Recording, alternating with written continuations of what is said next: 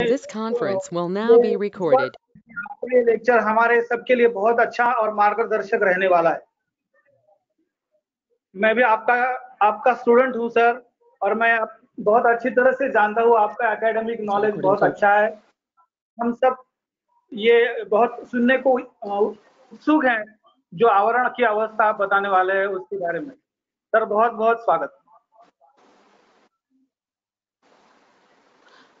धन्यवाद सर।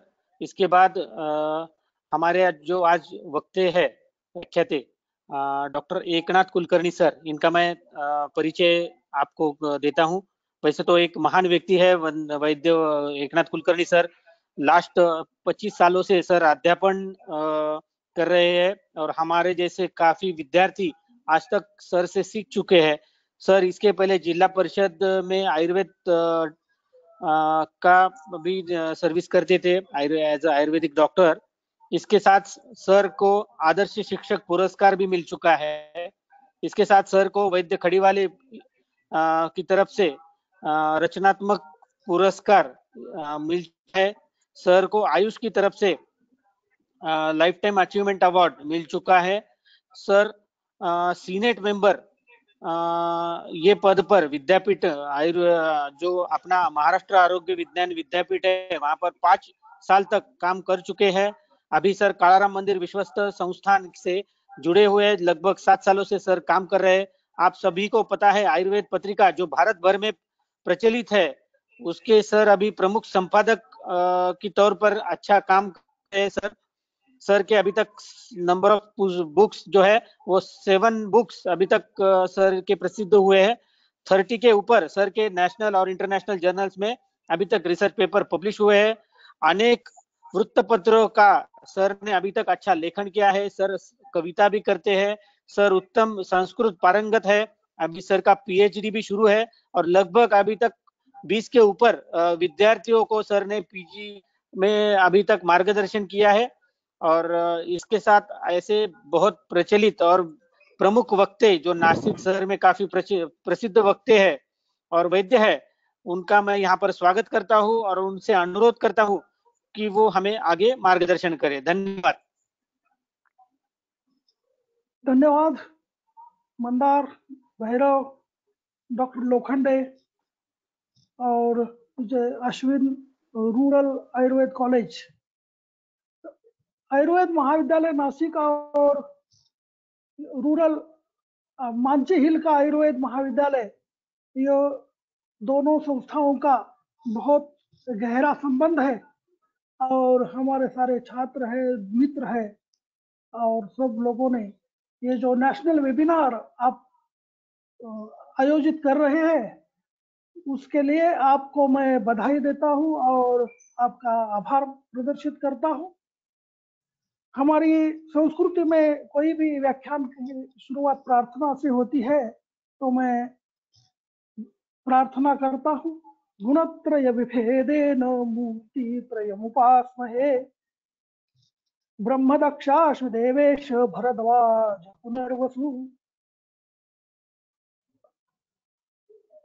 ये सब मुनियों को नमस्कार करके, सब गुरुजनों को नमस्कार करके, सब छात्रों के लिए भी धन्यवाद देकर अभी मैं इस वेबिनार में क्लिनिकल इंपॉर्टेंस ऑफ आवरण निदान एंड चिकित्सा इस विषय पर व्याख्यान कर रहा हूं। तो मित्रों, आप जानते हैं आवरण का महत्व हमारी जीवन में भी बहुत है। अभी अभी मीटिंग शुरू होने के पहले भी एक आवरण आया था, तो हमारे भैरव ताउशीकर ने वो आवरण को दूर किया और ये मीटिंग शुरू हो गई। जिंदगी में अच्छे दोस्त मिलने चाहिए, तो भी जो कुछ आवरण होता है, जो आवरण निकालते हैं तो अच्छे दोस्त मिलते हैं और ये जिंदगी अच्छी होने के लिए आवरण दूर होना आवश्यक है। और ये आवरण तो वायु के बारे में, ये जो आवरण का जो सिद्धांत है वो वायु के बारे में है। तो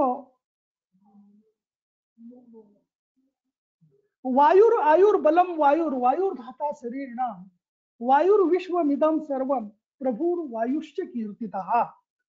वायु वायु आयु है, वायु बल है, शरीर का धाता वायु है, सर्व विश्व वायु है, और यह विश्व का स्वामी भी वायु ही है। वायुरेव भगवान। चरक संहिता का सूत्र स्थान में जो वात कलाकलीय अध्याय है उसमें भी वायु का वर्णन है। तत्र वात के सब गुण बने, वायु के विषय में बहुत चर्चा हो गई है। और चिकित्सा विषय में भी बहुत वायु जो है वो बोलते हैं। नेक्स्ट, तो लोके वायुवर्क सोमानाम दुर्विज्ञेया यथा गति तथा शरीर वातस्य पित्तस्य कफस्य च। लेकिन पित्त और कफ ये पंगु है। हमारे दूसरा एक श्लोक है, पित्त पंगु कफ पंगु पंगवो मलधातवः वायुना यत्र नीयन्ते तत्र गच्छन्ति मेघवत्। तो ये वायु की गति गतिशील है। ये गति हमारे जीवन में भी होना चाहिए और लोक में, ये सृष्टि में भी गति का महत्व है। अभी लॉकडाउन हो गया था तो गति बंद हो गई थी, अवरोध आ गया था, और उससे इस सृष्टि का कितना नुकसान हो गया आपको मालूम है। तो इसलिए ये सृष्टि में भी गति चाहिए, हमारे शरीर में भी गति चाहिए। और ये गति जो वायु की गति है, क्षय बुद्धि समत्वम च तथैव आवरणम भिषक विज्ञाय पवनादीनाम न प्रमुह्यति कर्मसु। चिकित्सा कर्म में वायु के जो क्षय जानना जरूरी है, वृद्धि जानना चाहिए, समत्व और आवरण, ये चार प्रकार की जो वायु की गति है, विषमता है, यह हमें समझना चाहिए। जिस भिषक को ये समझता है वो कभी चिकित्सा में कोई भूल नहीं करता। लोकगत आवरण और शरीरगत आवरण, ऐसे दो आवरण हैं। अभी लोकगत आवरण का हमने नतीजा देखा, निसर्ग चक्रवात आया था, उसने हमारी सृष्टि में कितना नुकसान कर दिया, आपको मालूम है कोकण में कितना नुकसान हो गया। तो ये आवर्त चक्रावर्त सृष्टि में भी घातक है और हमारे शरीर में भी घातक है। ये उसका एक केंद्र रहता है और उसकी केंद्र के अनु और गति तथा विक्षेप, ऐसे प्रकार की लोक में हमें केंद्रानुगामी गति का आवर्त दिखाई देता है और केंद्र अपसर्पणी गति भी होती है लोक में। तो उसके लिए वायु के जो पंचात्मा, एक ही वायु है लेकिन उसके स्थान और कर्म के प्रकार है। और आवरण समझने के लिए ये जो वायु के 5 प्रकार है वो भी आपको मालूम होना चाहिए।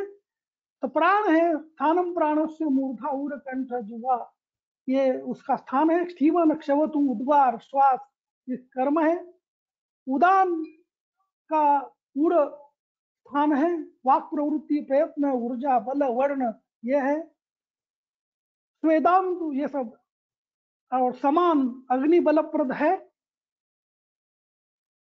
और घम व्यापनोति सर्वम तु व्यान शीघ्र गतिर्व्यान, सर्व शरीर व्यापक है। और गति प्रसारण आक्षेप निमेश ये सर्व क्रिया व्यान की ऊपर है।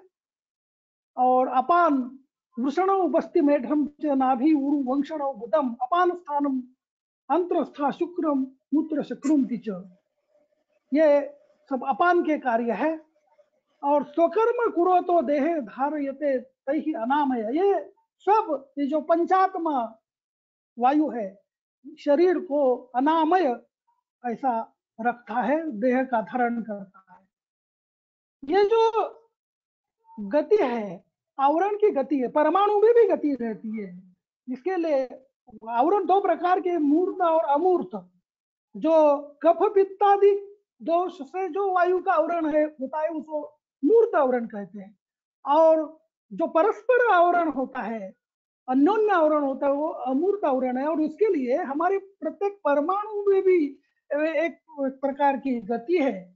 और ये प्राण उदान समान अपान व्यान, इसका भी हम जब गति के माध्यम पर जब हम वर्गीकरण करेंगे तो प्राण वायु का विस्तार कर्म जो शरीर में ये प्राण करता है, और उदान समान और अपान ये संकोच कर्म करता है, और व्यान वहन का कर्म करता है। और हम जब ये परस्पर वायु का आवरण कैसा होता है जब देखेंगे तो ये जो मैंने वायु के जो कर्म बताए हैं उसका आपको ज्ञान होगा। तो ये जो आवरण का कंसेप्ट है, आवरण मीन्स टू कवर और angle up by some static forces on moving object. Capacity to move is the property of Vata dosh, other dosha dhatu and malas are lame. इस जो आवरण संकल्प में आवरक और आवृत या आवार्य ये समझना चाहिए। जो कवर करता है, which covers is आवरक and which is covered is आवृत और आवर्क आवार्य। आवार्य मैंने इसमें डायग्रामेटिक भी दिखाया है आवरक। और ये आवरक और जो आवृत है उसमें जो आवरक है उसका कर्म ज्यादा दिखाई देता है और आवृत का कर्म कम दिखाई देता है। लेकिन ऐसा नियम नहीं। वायु के दो अन्योन्य आवरण में जो ऐसे दो प्रकार की है कि उधर जो आवृत है उसके भी कर्म बड़े हैं। तो लेकिन सामान्य नियम से जो आवरक का बल ज्यादा होता है और आवरक के लक्षण ज्यादा दिखेगा, और आवृत के लक्षण आवृत का जो कर्म है, आवार्य का जो कर्म है तो ज्यादा दिखाई देता है, कर्म हानि होती है। तो ये भी आवरक और आवृत ये जो संकल्पना है ये हमें ध्यान में लेना चाहिए। आवरण के पर्याय शब्द है वेष्टितम स्यात् वलयतम संवितम रुद्धम आवृतम अवगुंठन छादन पिधान उपस्तंभित संग ऐसे। और क्रियावाचक शब्द में आच्छादन करना, ढाकना, ढकना, रोकना, अटकाना, लेपना, लपेटना, कोश करना, कवच बनाना, ये सब उसके क्रियावाचक शब्द है और उनके पर्याय है। तो कवरिंग, रैपर, एनवलप ये मैंने, और उसके विपरीत जो शब्द है संस्कृत में आवरण के विपरीत शब्द में अनावरम, निरूपस्तंभ, अनावृत, विवृत, विवरण, अनवरुद्ध, मुक्त, अनाच्छादित, अभिधान, अपिहित ये आवरण के विरुद्ध शब्द है। तो ये मूर्त आवरण जो है इसके हम इस व्याख्यान में तो मैंने आवरण का अभ्यास कैसा करना चाहिए, बहुत लोग आवरण को बहुत दुर्लक्षित करते हैं। जब अंडर ग्रेजुएट स्टूडेंट को लोग पढ़ाने जाते हैं तो बोलते हैं ये पोस्ट ग्रेजुएट में पढ़ने का सब विषय है, और जो पोस्ट ग्रेजुएट में आते हैं तो वो भी ज्यादा उसका अभ्यास नहीं होता है। तो इसकी जो अभ्यास पद्धति कैसी करनी चाहिए, कैसा वो सिंपल सब्जेक्ट कैसा बनाएंगे, इसका भी इस व्याख्यान में मैंने थोड़ा प्रयत्न किया है। तो ऐसे हम लक्षण सारणी बनाएंगे, वो श्लोक तो है लेकिन श्लोक के जगह पर ऐसे हम जो करेंगे पित्तावृतवात के लक्षण क्या दिखते, कफावृतवात के, रक्तावृत के, ऐसी तालिका जो बनाते तो पित्तावृतवात में विदाह, उष्णेन, शीत कामता, संताप, तम, विदाह, मूर्छा। कफावृतवात में शैत्य, गौरव, उष्ण कामिता, कटुवादिना, उपशय, वृक्ष कामिता ये लक्षण है। रक्तावृतवात में दाह, त्वगंतर दाह, आरती, त्वगंतर, मांसांतर दाह, सराग, श्वेतु, मंडलानी, सूचिभीर, निस्तोध, स्पर्श, द्वेष। मांसावृतवात में कठिन पीड़का, विवरण पीड़िका, श्वेतु, शोभ, हर्ष, पिपीलिका नाम संचार। मेदावृतवात उसको 8 वात बोलते, शोभ चल होता है, शीत शोभ, मृदु शोभ, अरुचि ये लक्षण दिखाई देते हैं। अस्थावृतवात में स्पर्श, उष्ण, पीडनाभिनंदन, ये पीडनाभिनंदन ये है। हम रामायण देखा है आपने, वो रामायण में लक्ष्मण राम का पाद का पीड़न करता था। जब संक्रमण राम वन में करता था तो उसका पीड़न से अभिनंदन अच्छा लगता था उसको, राम को भी। तो हमारे घर घर में भी पूर्व काल में ऐसी परंपरा थी जो बूढ़े लोग थे बच्चों लोगों से ये पीड़न करके लेते थे और उनको आनंद होता था। तो ये अष्टावृतवात में ये लक्षण दिखता है और उससे पीड़न से अभ्यंजन से उधर वहां उपशय मिलता है। मज्जावृत्तों में विनाम वक्रता आती है, जृंभण परिवेष्टन, पाणिभ्याम पीड्यमाने लभते सुखम, हाथ से दबाने के बाद जब अच्छा लगता है तो वो मज्जावृतवात का लक्षण है। शुक्रावृतवात में शुक्र आती तो एक अन्नावृतवात है, कुक्षो और जीर्णे अन्य रुक शाम्यति, अन्न की पचन होने के बाद जब उदरशूल बंद होता है तो अन्नावृतवात है। मूत्रावृत वस्तु आध्वान ये लक्षण है। पुरुषावृतवात के लक्षण वाले रुग्ण हमें अभी बहुत दिखाई देते हैं। वृद्ध लोग हैं, मधुमेह के लोग हैं, और उसमें अभी ये मलावरोध ऐसा लक्षण बताकर वो आते हैं, लेकिन जब हम उनका अभ्यास करते हैं तो उनका निदान पुरुषावृतवात करना चाहिए।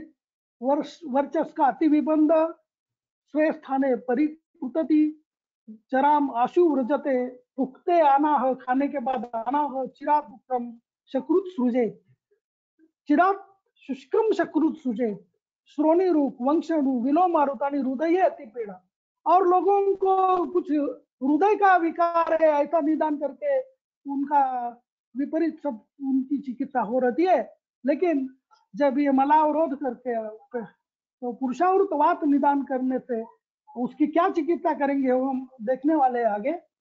सर्वधात्वावृतवात में श्रोणी रूप वंशण रूप पृष्ठे रूप अस्वस्थ हृदय हृदय अति पीड़ा, तो हृदय रोग और आवृतवात का बहुत संबंध है। रमेश जी नानल ने इसके बारे में हृदय रोग और आवरण का कैसा संबंध है बहुत विस्तार से किया है, और वो भी एक अलग लेक्चर का। तो हृदय रोग को नियंत्रित करना है तो आवृतवात जब वैद्य लोग समझेंगे तो हृदय रोग की चिकित्सा भी अच्छी तरह से करेंगे। प्राणावृत व्यान, सर्वेंद्रियाणाम शून्यत्व, बलक्षय, व्यानावृत प्राण अति स्वेद, दो महर्ष, त्वग दोष। प्राणावृत समान में जड़ मुख ये समान का और वाणी का संबंध है। जब तुम योग शास्त्र में व्याकरण शास्त्र में जाएंगे तो आपको ये सब समान अग्नि का और वायु का क्या संबंध है वो आपको समझेगा। समान और अपान में ग्रहणी यह चिकित्सा करने समय समान और अपान का विचार करना, और रुद्रोग में भी समान और अपान की आपको विचार करके चिकित्सा करना पड़ता है। प्राणावृत उदान में शिरोग्रह प्रतिशय रुद्रोग, इसमें भी रुद्रोग है। मुखशोष, उदानावृत प्राण, कल ही मैंने एक पेशेंट को डेथ सर्टिफिकेट 78 वर्ष की वृद्धा थी, उसका अंतिम लक्षण में जो राइल ट्यूब से उसको सब डालते थे, लेकिन वो कंप्लेन करे कि हम डालते हैं लेकिन ऊपर आता है और मुख से भी बाहर आता है, वो जो कुछ शिकायत देता है वगैरह। मैंने देखा और जल्दी आधे घंटे के बाद उसका डेथ हो गया। तो उधर क्या हो गया, उदानावृत प्राण ऐसी वहां की कंडीशन थी, वर्णनाश, ओजोनाश, बलनाश, ओजक्षय और मृत्यु। तर ये जो मृत्यु सूचक लक्षण है, जब ऐसे लक्षण आते थे अभी उसका परिणाम मृत्यु, तो जब जब पेशेंट की मृत्यु होता है तो उसके अंतिम लक्षण क्या थे, तो आप जब ऑब्जर्व करेंगे तो आपको ये उदाव प्राण ये समझेगा। और उसके जब हम विशिष्ट अनुलोमन चिकित्सा का उसके पहले ही प्रारंभ करेंगे तो हम मृत्यु को भी रोक सकते हैं। प्राणावृत अपान श्वासादि है। अपानावृत प्राण में मोह, अल्पाग्नि, अतिसार ये लक्षण दिखाई देता है। व्यानावृत अपान मध्ये आध्वान, उदावृत अति परिकर्ती का लक्षण है। अपानु व्यान विट अति प्रवृत्ति ये अन्योन्य आवरण के लक्षण है। रेतस अति प्रवृत्ति, अपानावृत उदान में अतिसार, अल्पाग्नि वमन छर्दी होता है। समानावृत व्यान में प्रलाप, अग्निक्षय, ओजक्षय, बलक्षय ये है। और उदानावृत व्यान में स्तब्धता, अल्पाग्निता, अश्वेत, चेष्टा हानि, निमीलन ये लक्षण दिखाई देते हैं। उदानावृत अपान में छर्दी श्वास, पित्तावृत प्राण में दाह भ्रम विदाह शीत कामिता विदग्ध, कफावृत प्राण में स्थीवन उद्गार अरुचि दौर्बल्य वमी, पित्तावृत उदान में नाभिदाह उद्गार क्लम साद ओजो भ्रंश, कफावृत उदान में अस्वेद अहर्ष मंदाग्नि चित्त स्तंभ स्वर ग्रह दौर्बल्य ये लक्षण दिखाई देते हैं। पित्तावृत समान में अतिस्वेद अरुचि उष्मण उपघात औष्ण अरति मूर्छा, कफावृत समान में कफाधिक विट कफाधिक मूत्रम अस्वेद। तो ये कफावृत समान मधुमेह के बारे में भी हम इस लक्षण का विचार कर सकेंगे। तो गात्राणाम अतिशीतता रोमहर्ष अग्निमान अस्वेद, पित्तावृत व्याम में सर्वांग दाह क्लम गात्र विक्षेप संताप ये लक्षण दिखाई देते हैं। कफावृत व्यान में गुरु का गात्रता सर्व संधि ऊर्जा पर्व चेष्टा स्तंभ अतिसंग अस्थि चेष्टा ग्रह ये दिखाई देता है। पित्तावृत अपान में अतिवृद्धि हरिद्र मूत्रत्व हरिद्र वर्च मेढ्रताप ये कामला के संदर्भ में इस अवस्था को हमें याद करना चाहिए। कफावृत अपान में अधोकाय गुरुत्वम भिन्न वर्च श्लेष्म वर्च गुरु वर्च संसृष्ट वर्च ये लक्षण है। तो आवरण निदान के संदर्भ में ज्ञानार्थम यानी चोक्तानी व्याधि लिंगानी व्याधयस्ते तदा हेतु लिंगानी इष्टानी न आमय। तर लक्षण को देखकर प्रत्येक लक्षण की संप्राप्ति का विचार करके जब हम चिकित्सा देंगे तो अच्छा होता है। इसलिए तो लक्षण का महत्व आवरण निदान में बहुत है। पर न आमय व्याधि के बारे में बताए कि व्याधि को हम नाम नहीं दे सकते हैं। व्याधि नामा अकुशल न जिर्यात कदाचन। तो व्याधि का ज्ञान करने के लिए लक्षण को जानना चाहिए। इसलिए बताया है आवरण निदान करने के समय स्थानानि अवेक्ष वातानाम वृद्धिम हानिम च कर्मणाम द्वादश आवरणानि अन्यानि अभिलक्ष्य विशब्दम। वात के स्थान को कौन से स्थान का वायु है, कौन से वायु की वृद्धि है, कौन से लक्षण वृद्धि है, कौन सा कर्म की हानि हो गई है, इन सब देखकर ये जो आवरण का निदान करते हैं। और उसके जो विंशति आवरणानि परस्पर जे अन्योन्य आवरण विंशति है आणि हे प्रतर्क वैद्य ने तर्क करना चाहिए। आवरण निदान में वैद्य को स्वतंत्र विचार करने के लिए बहुत अवधि बहुत मुक्तता हमारे शास्त्रकारों ने दी है। तो ये इंग्लिश में ब्रॉडली स्पीकिंग देर आर 43 आवरणास। आवरण बाय दोषास 13 है, आवरण बाय धातु 7, आवरण बाय मलास 3, परस्पर अन्योन्य आवरण 20। तो टोटल 43 होते हैं। और अरुण दत्त जो अष्टांग हृदय का टीकाकार है उसने तो 420 ये बताया है आवरण का शब्द। और वैसे देखे तो असंख्य आवरण होते हैं, आवरण अपरिसंख्येय है। तो वैद्य जैसा तर्क करेगा वैसा वो आवरण को देखेगा।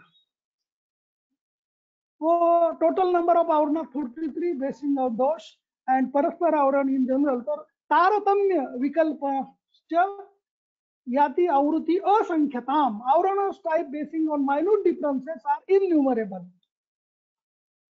तो सामान्य जो है वात पित्त कफ वो 3 का, विशिष्ट स्पेसिफिक पित्तावृत पंचविध वात कफावृत पंचविध वात ये है। सप्त धातु 6 और इसमें धातु के बारे में जब करेंगे रसावृत वात ऐसी अवस्था कहीं भी नहीं है, ये ध्यान में रखो। और सर्व धातु आवृत ऐसी एक अवस्था है मैंने, ऐसे टोटल 7 होते हैं। आवरण बाय मल में पुरुष आवृत मूत्रावृत और अन्नावृत भी उसमें ही डाला है, तो ये 3 होते हैं। परस्पर आवरण में प्राण वात making avarana of udana vyana samana and apana and 4 reverse of the same.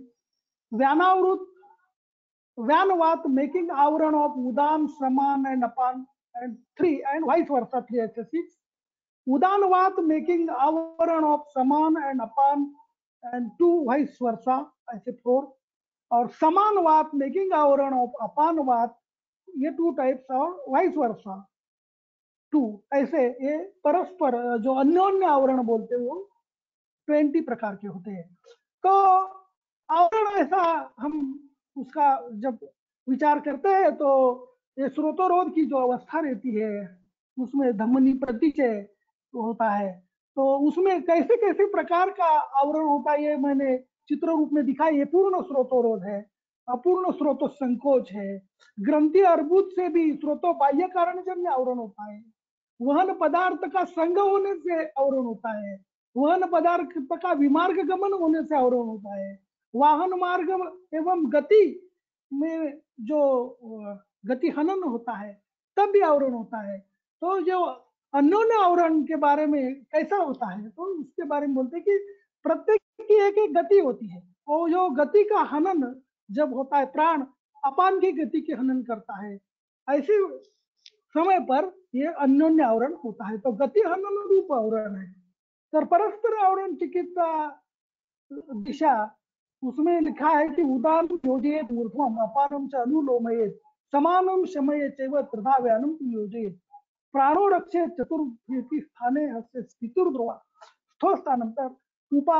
ये जो है उनकी उनकी जो गति है उनकी गति उनको प्राप्त करके देना, ये अन्योन्य आवरण का चिकित्सा का महत्वाकांक्षा सूत्र है।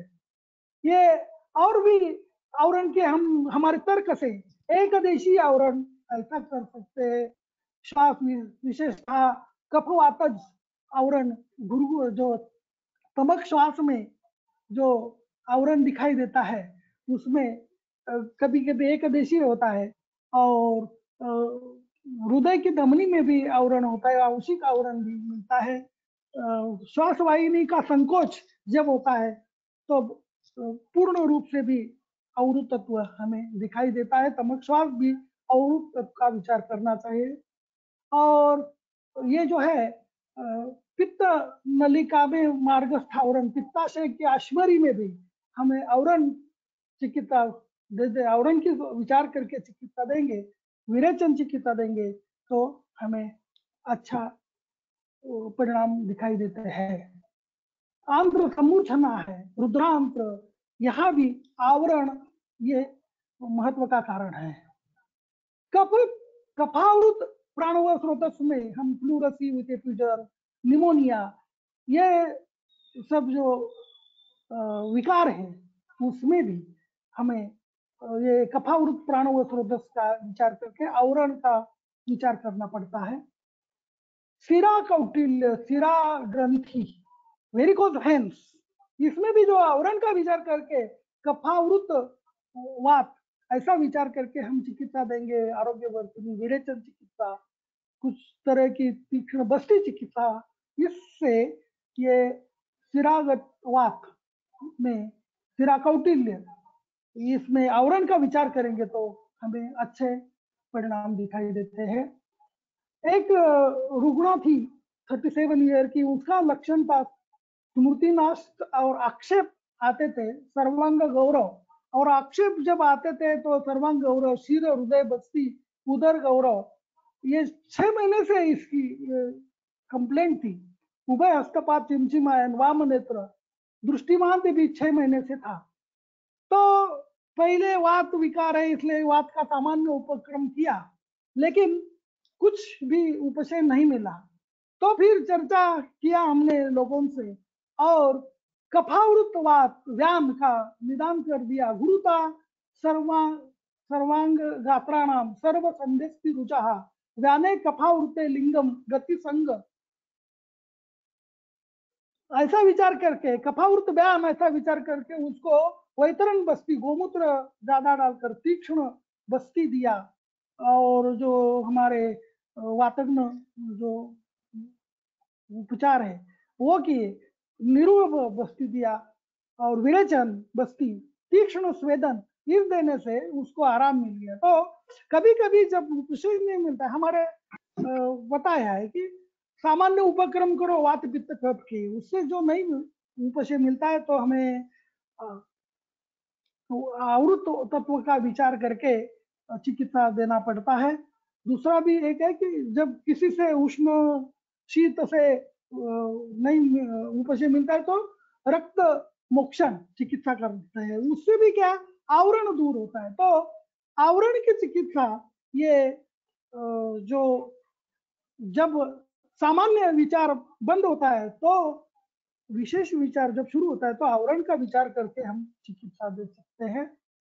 और इसमें जो संसृष्ट आवरण है कफपित्त से वात का आवरण, उसे संसृष्ट कफपित्ताभ्याम पित्तमादौ विनियोज्य, तो उसमें पित्त की चिकित्सा पहली करनी चाहिए और उसके लिए विरेचन जब देते हैं तो उसमें अच्छा उपशम मिलता है। पक्वाशयगत आवृत्त पित्त शमनार्थ उसमें गुरुचि सिद्ध दुग्ध बस्ती प्रयोग भी श्रेष्ठ होता है। और शोधन पश्चात केवल वायु की शमन चिकित्सा करना आवश्यक होता है। और विशेषतः बल निर्माणार्थ उदान प्राण की चिकित्सा रसायन रूप में करना अतिशय उपयुक्त होता है, जैसे बल्य, अभ्यंग, ब्रूहण, नस्य, घृत, तैलपान। और इसमें व्यत्यास चिकित्सा जब जब पित्तावृतता का जिधर जिधर हमें उदाहरण मिलता है तो उस जगह व्यत्यास चिकित्सा बताई है, शीत और उष्ण व्यत्यास में चिकित्सा करने को बताई है ग्रंथ में। और कफपित्त की सामान्य चिकित्सा में स्रोतस एवं धातु को बल देने वाली अपुनर्भव चिकित्सा सफल होती है। जिस अवयव के लिए रसायन करना है उस धातु का एवं स्रोत के प्रसाधक द्रव्य प्रयोग में, जैसे हृदय, चक्षुष्य, बल्य आदि चरक संहिता में सभी रसायन द्रव्य शिलाजित कफपित्त वृतवात अवस्था विशेषता प्रमेय के बारे में शिलाजतु का प्रयोग, और उस कफ और कफपित्त आवृतवात में दूध और गुग्गुलू का प्रयोग वो भी बताया है। और आवृतवात की चिकित्सा 1 साल के पहले रुग्ण आया तो उसमें उपशय मिलता है, 1 साल के बाद जब आया तो उसमें उपशय की संभावना कम होती है। तो इसलिए रुग्ण कब आया ये भी इसमें ध्यान में लेना चाहिए। तो ये जो धातु रक्तावृतवात में वात रक्त की चिकित्सा बताइए, वात रक्त की चिकित्सा में बस्ती और रक्त मोक्षण का महत्व है। मांसावृतवात में स्नेहन, अभ्यंग और चतुर्विध स्वेद का उपचार करना पड़ता है। अस्थि मज्जावृतवात में महास्नेह का प्रयोग, घृत, तैल, वसा, मज्जा इनका प्रयोग करना जरूरी पड़ता है। शुक्रावृतवात में वृष्य, शुक्रल चिकित्सा और विरेचन देना पड़ता है। अन्नावृतवात में वमन, दीपन, पाचन चिकित्सा करनी पड़ती है। मूत्रावृतवात में मूत्रकोश की चिकित्सा करनी पड़ती है। पुरुषावृतवात में मलावरोध चिकित्सा और क्वचित शल्यकर्म भी करना पड़ता है। सर्वधातुवावृतवातामध्ये सर्वांगवात की चिकित्सा करनी पड़ती है। प्राणावृत व्यान में ऊर्ध्व चतुर्गत रोग चिकित्सा, उसमें नस्य, वमन, शिरो विरेचन। व्यानावृत प्राण में स्नेहयुक्त विरेचन। प्राणावृत समान में यापन, बस्ती, स्नेह, वमन, विरेचन, निरूह, अनुवासन। समानावृत अपान में अग्निदीपन और घृत प्रयोग करना चाहिए। प्राणावृत उदान में नस्य, अश्चोतन, पूरण। उदानावृत प्राण में शीत जलावश्यक, सुखकर विश्रामादि चिकित्सा। उदानावृत अपान में बस्ती, वातानुलोमन और आहार देना चाहिए। अपानावृत व्यानावृत अपान में स्निग्ध और अनुलोमन। अपानावृत व्यान में संग्रहण। समानावृत व्यान में व्यायाम, लघु भोजन। उदानावृत व्यान में पथ्यम, मित, लघु आहार देना चाहिए। ये जो कफावृतवात ये जो अवस्था है इसमें भी बहुत ध्यान देता है और ऐसे भी रुग्ण बहुत आते हैं। पहले हमने पित्त कफावृत और पित्तावृतवात देखा, तो कफावृतवात जो अवस्था है उधर कफावृते कफघ्न स्तु मारुतस्य अनुलोमनैहि ये सिद्धांत बताया है। तो कफनाशक द्रव्य लेना चाहिए लेकिन वातानुलोमन द्रव्य भी चाहिए और वात का प्रकोप भी नहीं होना चाहिए, इसको ध्यान देना चाहिए। इसके लिए श्रवसन बस्ती अतिशय उपयुक्त होता है। उसके लिए आरगवध, कंपिलक इसका प्रयोग करना, वचा सिद्ध तैल अथवा क्वाथ का प्रयोग भी, और कथा कफग्न और वातावरण करने वाले जो द्रव्य है उसमें कटुरसात्मक उष्ण वीर्य, कटुरसात्मक औषधि में हिंगू, मरीच, विडंग, पंचकोल, रसोन, शिगुरु, भल्लातक, इनका मात्रा, काल, कल्प, प्रयोग मार्ग आदि की विकल्पना से प्रयोग करना चाहिए। जैसे गोमूत्र भी इधर कफावृतवात में उपयोग होता है। निरोबस्ती शिरोगत कफावृत में धूमनस्य, शोधनस्य, शिरोवर्चन, प्रमाथी द्रव्य, एला, मरीच, श्वास कुठार आदि का प्रयोग ये कफावृत वात में करना बहुत परिणामकारक होता है। वह ये जो चिकित्सा है आवरण की चिकित्सा में जो कल्प हमारे वृद्ध वैद्यों ने बताए हैं उसमें से हेलो, तो उसमें दशमूल का भी प्रयोग कर सकते हैं।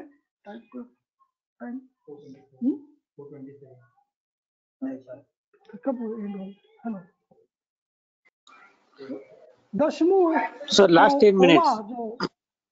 ओके हाँ, तो सर्पगंधा ये भी आवृतवात की चिकित्सा में हम देखते हैं। जो हाइपरटेंशन के रुग्ण है उसमें भी हमें आवृतवात का विचार करना पड़ता है। तो सर्पगंधा जैसी वनस्पति, धमासा ये भी वनस्पति उसका आवृत वात के दृष्टांत पर, सिद्धांत पर जब हम हाइपरटेंशन जैसे रोगों का विचार करते हैं तो भी हमें आरोग्यवर्धिनी भी उस अवस्था में, आरोग्यवर्धिनी, चंद्र प्रभा इनका भी हम प्रयोग करते हैं तो जो आवरण दूर करने में उसका उपयोग होता है। जटामांसी, एरंड, वो पुरुषावृत वात में एरंड तैल का बहुत महत्व बताया है। तो कुचला ये भी जो द्रव्य है वो भी आमवात की चिकित्सा में अवस्था पूर्वक, विचार पूर्वक, तर्क करके, प्रतर्क इसको बहुत महत्व दिया है। तो वैद्य को तर्क और प्रतर्क, प्रकर्षेण तर्क ऐसा जो है ये करना। रौप्य भस्म, त्रिभंग भस्म, सुवर्ण भस्म भी आवरण चिकित्सा में उपयुक्त है। अभ्रक भस्म है। महावात विध्वंस, महावात विध्वंस ये जो कल्प है वो भी आवरण चिकित्सा के लिए उपयुक्त है। समीर पन्नग योग्य मात्रा में, योग्य अनुपान से हम करेंगे। मल्ल सिंधु, महायोगराज कुकुर ये कल्प, बृहत्वात चिंतामणि ये भी अतिशय उपयुक्त कल्प आवरण की चिकित्सा में हमें उपयोग पड़ता है।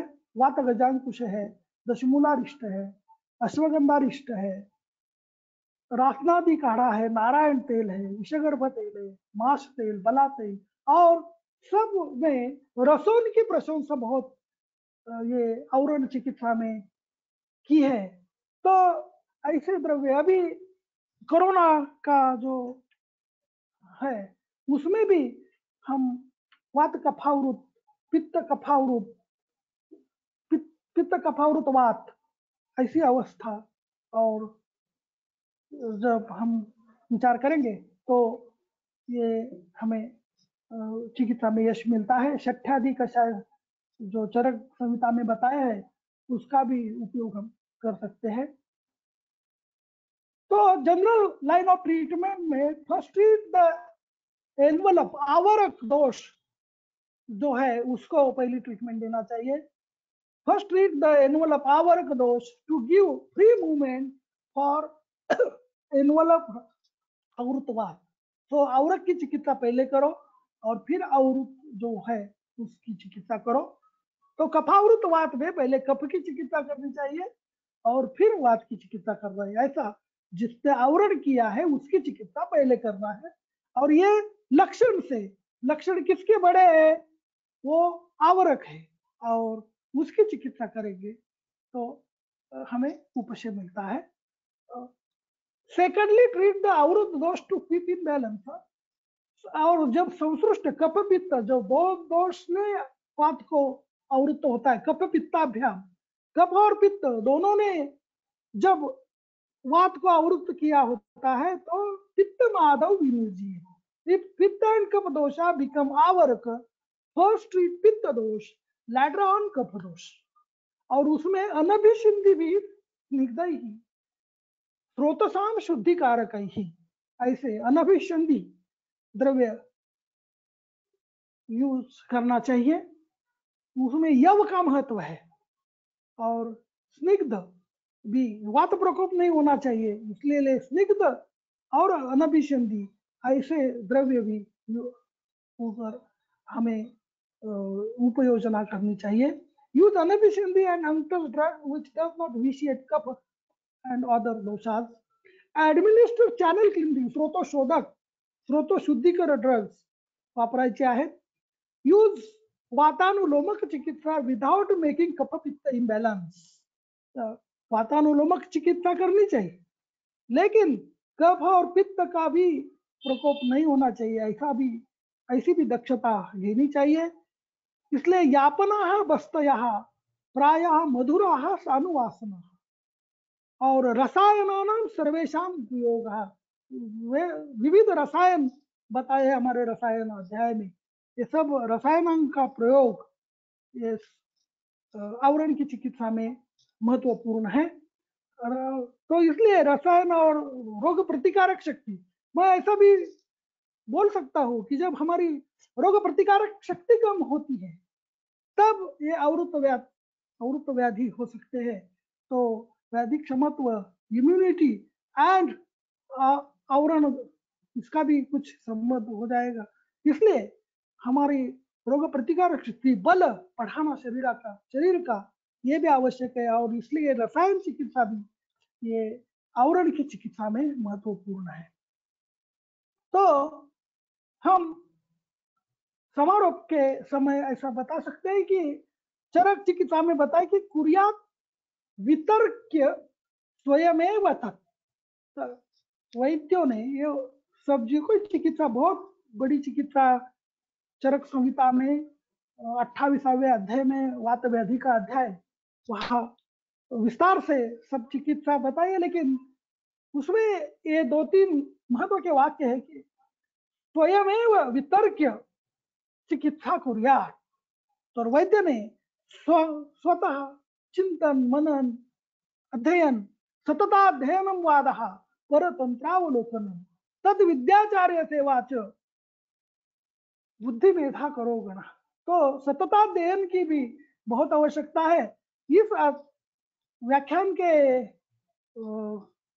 संदर्भ से मुझे ये वात व्याधि का अभ्यास करने का भी अवसर मिल गया। तो जो रूरल मांची हिल का जो रूरल आयुर्वेद कॉलेज है, वहाँ के प्राचार्य तथा भैरव तावसीकर, श्रीरंग तापेकर, मंदार भणगे, इन सब लोगों ने ये मुझे तर्क करने का अवसर दिया और एक अभ्यास कर दिया। और दूसरा क्या बताएं, ताम देश सात्व्य ऋतु बलानी अवेक्ष। देश विचार, सात्म्य विचार, ऋतु विचार, बल विचार, ये देखा। और प्रयोजित शास्त्र मतानुसारी, जो चरक ने बताए, जो शास्त्र है, आयुर्वेद शास्त्र के मत के अनुसार चिकित्सा करना। ये प्राय से जो वैद्य हमारे देश में बहुत वैद्य है जो शास्त्र मतानुसारी है, ये सब जो वैद्य है, वो सब वैद्यों के लिए मैं उनके लिए शुभ कामनाएं देता हूँ। और प्रार्थना अष्टांग हृदय में बताया है, विशजाम साधु भक्तानाम भद्रम आगमशालिनाम अभ्यस्त कर्मणाम भद्रम भद्रम भद्राभिलाषणाम। तो जो अभ्यास करते हैं, जो परोपकारी वृत्ति से चिकित्सा कार्य करते हैं, उनका सभी समय कल्याण होता है। और अब सब लोगों का कल्याण हो जाइए, ऐसी शुभकामना देके मैं देता हूँ। और मैं अभी समारोह करता हूँ। विशजाम साधु भक्तानाम भद्रम आगमशालिनाम अभ्यस्त कर्मणाम भद्रम भद्रम भद्राभिलाषणाम। सर्व लोगों को धन्यवाद देके, ये बहुत बड़ा व्यापक विषय है। 1 घंटे में इसको ये जो जैसा था घाघर में सागर लाने का मैंने प्रयत्न किया है, तो आप सभी ने ये सुना, इसके लिए सब श्रोताओं को भी मैं धन्यवाद देता हूँ। तो धन्यवाद। धन्यवाद सर। तो अभी विराम लेता हूँ। ओके, धन्यवाद सर। मैं डॉक्टर छापेकर सर से ओके। अनुरोध करता हूं कि इस व्याख्यान का कंक्लूड करें। धन्यवाद और सर। इसके बाद हम आज अभी आपने वैद्य एकनाथ कुलकर्णी सर से हमको आज बहुत सीखने को मिला है। एक बहुत ही अच्छी संकल्पना आवृत्तवाद सर ने बहुत आसान भाषा में हमको समझाई है। इस नेशनल वेबिनार का ये 22वां पुष्प था। इससे पहले हम आसाम, दिल्ली, मेघालय, पंजाब आदि सभी राज्यों से हमको बहुत सारे वक्ता मिले और जिन्होंने हमारा ज्ञान अच्छी तरह से और सर से भी हमने आज बहुत कुछ सीखा। तो हम सर से विनती करते हैं और हमारे प्रिंसिपल लोखंडे सर की तरफ से भी विनती करते हैं कि सर ने इस वेबिनार को अपने मुख्य पुरुष अपने आयुर्वेद पत्रिका में अच्छी तरह से प्रसिद्धि दे, ऐसे में हम सर से विनती करते हैं। और हम बहुत ही आनंदित है सर ने हमको अच्छी तरह से लेक्चर दिया और आवरण संकल्पना अच्छी तरह से समझाई। अगर एकनाथ कुलकर्णी सर की परमिशन है तो सर मैं एक क्वेश्चन पूछना चाहता हूँ। पूछो। हाँ सर, चरक के 28वें वातव्याधि चिकित्सा अध्याय में उष्ण और शीतक उपक्रम का व्यत्यास में उच्चारण करना चाहिए ऐसे बोला है आवरण में। सर उसके बारे में थोड़ा बताएंगे? व्यत्यास में तो जो है उसमें शीत जल का प्रयोग, शीत दुग्ध का प्रयोग और उसके बाद उष्ण का प्रयोग, मुख्य अवसेचन परिषेक को बताया है उसमें। उसका परिषेक कर सकते हैं। जब मूर्छा वगैरह जो अत्यवस्था में भी ये उपचार करना जरूरी पड़ता है। तो जब मूर्छा आती है तो क्या होता है, तो प्राण को उदान का आवरण होता है। तो उसमें बताया है कि सेचन करो। तो पहले शीत जल से करते हैं और कुछ दाह का लक्षण रहता है। तो उस दाह में दूध का परिषेक बताया है। और या पंचमूल या तृण पंचमूल के कॉफ से शीत परिषेक और उसके बाद उसका कॉफ से उष्ण परिषेक, ऐसा इसको व्यत्यास चिकित्सा शीत और उष्ण ये इसका ज्यादा प्रयोग है। और वो दूसरे गुणों से भी हम व्यत्यास चिकित्सा कर सकते हैं। लेकिन शीत और उष्ण का प्रयोग पान अभ्यंजन नस्य अवगाह ऐसे जो विविध प्रकार से भी हम व्यत्यास प्रयोग कर सकते हैं। पान अभ्यंजन बस्ती नस्य ये सब प्रकार से हम प्रयोग कर सकते हैं। धन्यवाद सर. धन्यवाद सर. सरांचे खूप खूप आभार. आणि सरांना मी सर धन्यवाद सर. करून देऊ इच्छितो की मला आणि तावशीकर सरांना दोघांनाही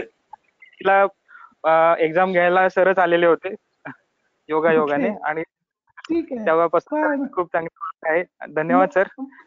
मेरे विद्यार्थी बहुत यश प्राप्त कर रहे हैं, इसलिए मुझे आपसे बहुत गर्व होता है।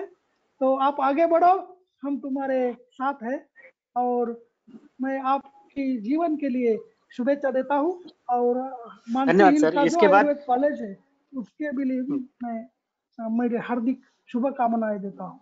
धन्यवाद। इसके बाद हमारे प्रोफेसर धन्यवाद सर. इसके बाद हमारे professor principal sir doctor Lokhande sir काय चिकित्सा विभाग के एचओडी, मैं इनसे विनती करता हूं कि कार्यक्रम का समारोप करें.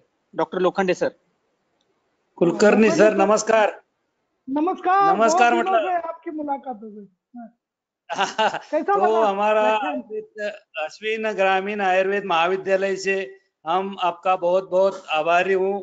और वो चापेकर सर ने बोला है ना कि वो आयुर्वेद पत्रिका में हमारा अभी तक आपका 22वां लेक्चर है. अभी 21 लेक्चर हुआ है. अभी नेशनल पूरा बिहार अपना ये गुजरात ये सब जगह पे बहुत व्याख्याते आए थे और आपका ही 22वां ये लेक्चर है. अभी भी हम कल एक शेकोकर डॉक्टर का लेक्चर ले रहे हैं. तो थोड़ा आपका आयुर्वेद पत्रिका में थोड़ा इसका उल्लेख करेंगे तो हम बहुत बहुत आपको आभारी धन्यवाद दूंगा. और आपका फिर आभारी।